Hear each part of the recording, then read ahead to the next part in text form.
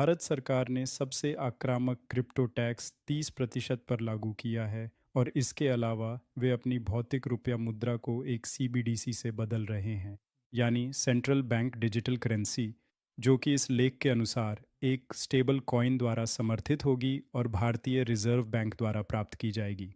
इसमें इसकी तुलना एक अमेरिकी स्टेबल कॉइन से की गई है, लेकिन यह भी जोर दिया गया है कि एक मुख्य अंतर यह है कि इसमें पूरी तरह से राज्य की गारंटी होगी, जिसका उद्देश्य दक्षता और लेन देन की ट्रेसेबिलिटी सुनिश्चित करना है।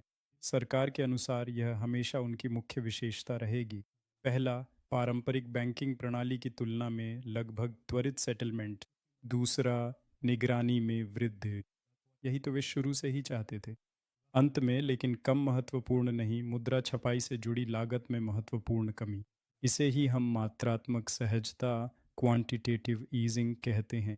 भारतीयों को अब अपनी व्यक्तिगत स्वतंत्रता, गोपनीयता और लेन देन में गुमनामी को अलविदा कहना होगा, क्योंकि यही तो सीबीडीसी का मूल तत्व है। इसी वजह से अमेरिका की वर्तमान सरकार ने इसे पूरी तरह से खारिज कर दिया है। लेकिन ऐसा लगता है कि भारत में वे आगे बढ़ रहे हैं। उन्हें बस प्राइवेसी कॉइन खरीदनी चाहिए और पीयर टू पीयर लेन देन करते रहना चाहिए, खासकर विकेंद्रीकृत वॉलेट और एक्सचेंज का उपयोग करके, क्योंकि उनकी सरकार अब बहुत लालची होती जा रही है। असल में अगर ये भारत में हो सकता है तो ये दक्षिण अफ्रीका जैसे अन्य देशों में भी आ सकता है।